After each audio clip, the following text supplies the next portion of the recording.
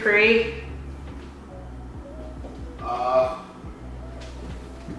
Sure. What do you want? I'll do the blue raspberry superhuman. I'll do 1.5. This was a limited edition pre-workout of the month that launched when I first joined Alphalete, and I only have a little bit left. I'm so sad, but it's so good. And John's gonna do a scoop and a half of this. I just wanna make sure it's half. That's half. Half. And then I didn't even realize that I had the Miami Vice pre and I haven't tried it yet. So that's what we're going with. If I've had caffeine for the day, if I got coffee or something during the day, I will not have a caffeinated pre at night, but I did not have coffee today. So I'm gonna take a little bit. I'm only gonna do a scoop though. A serving size is 1 scoop for the pre-workout, so I love, oh, that noise it just made me get chills. I love the burn, but we are out, and I just ordered more, so I have to wait for that to get in, but the burn is probably one of my favorites, and the pump also, but just because I need a little caffeine, you know? We like swear by this. This is the S7 Pump and Performance. Take one before our workouts. Insane pumps, insane. So we're gonna take one each. They are the purple ones, so Alphalete has the Nitro Singe, which is the black pills for pump and performance, but then they also have the S7 for pump and performance. Both work.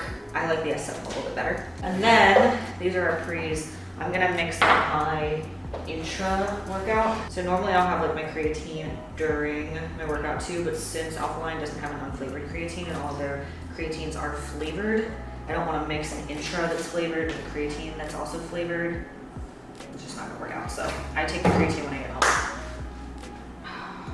Which, I don't know which intra to have. Grape or Melon Gains, Tropic Thunder, or White Day Limeade. This one's my favorite, but I'm running so low. Then we do a scoop of glutamine.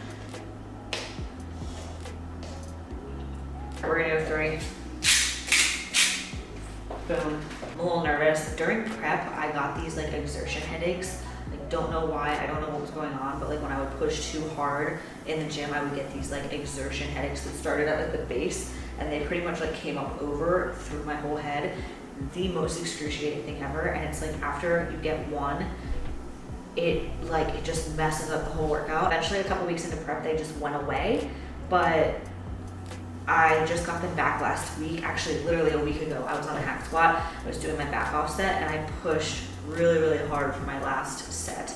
And oh my God, like it came right back. So every workout I've had since then, since last Monday, has been just first exercise. I just get these headaches. So I already know I'm probably gonna get one tonight, and I'm not looking forward to it, but we are going to hope for the best. Usually John has to come over and like rub the base of my neck to like get the knots out, because there's like these knots that come up like right at like the occiput, like right at the base of the skull. So anyway, we're just gonna try our best. You're supposed to not dry scoop because you're supposed to mix it with enough water. This was only I like, mix it in like 5 ounces of water. that's so bad. That's a full glass. I know, you're supposed to do like 8 to 10 ounces. Well, unlike you, I drink a gallon and a half a day.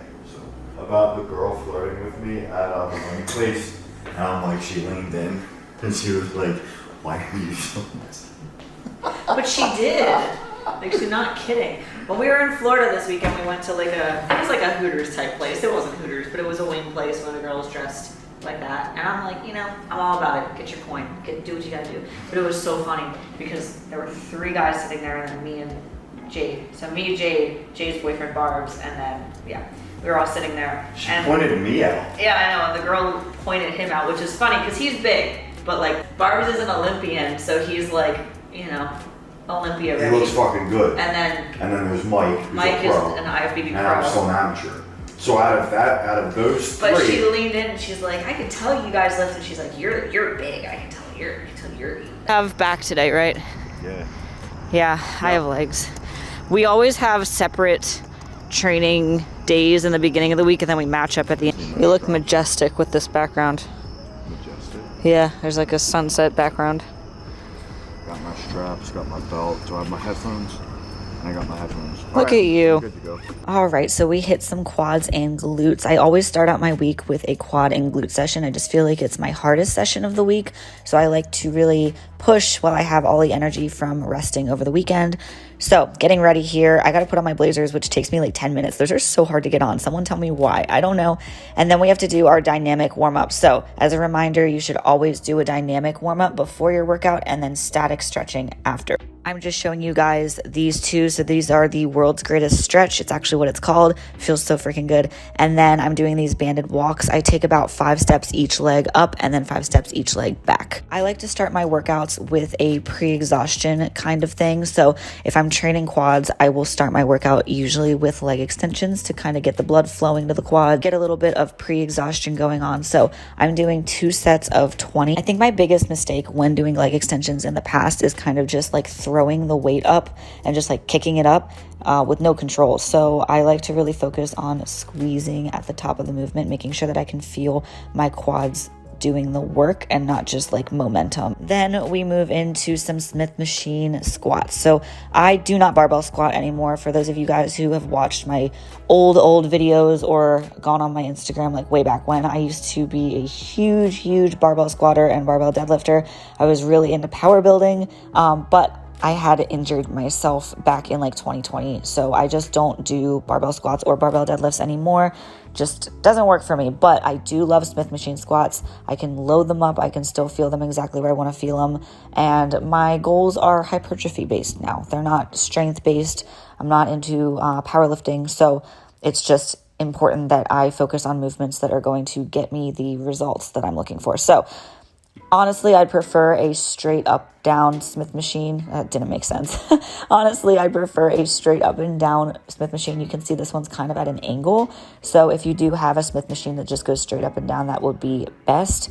I'm doing a kind of descending rep scheme here. So I'm doing a set of 15, then a set of 12, and then a set of 8 to 10. And then I do another set of 8 to 10 at the same weight, and then I drop set that set. So I will drop set that and do about 15 reps or as many as I can. I am wearing knee sleeves from Alphalete. I'm obsessed with them. If you want to go snag them, they are available. You can use code Kiri at checkout to save you 10%. So cues that I'm thinking of while I'm squatting, I'm focusing on making sure that my core is engaged and my lats are engaged as well. I'm also focusing on pushing through my full foot, as well as spreading the floor with my feet when I come up to make sure I get that hip external rotation. A good cue I also like to think of that helps me is to push the floor away from you rather than focus on like pushing the bar up. I feel like that helps me get a little bit more like dug into the ground, a little bit more power, a little bit more stability there. So I did my top set of 10 at 225, which is probably less since it's a Smith machine, but I did a set of 10 at 225, and then my next set I did of 10 at 225.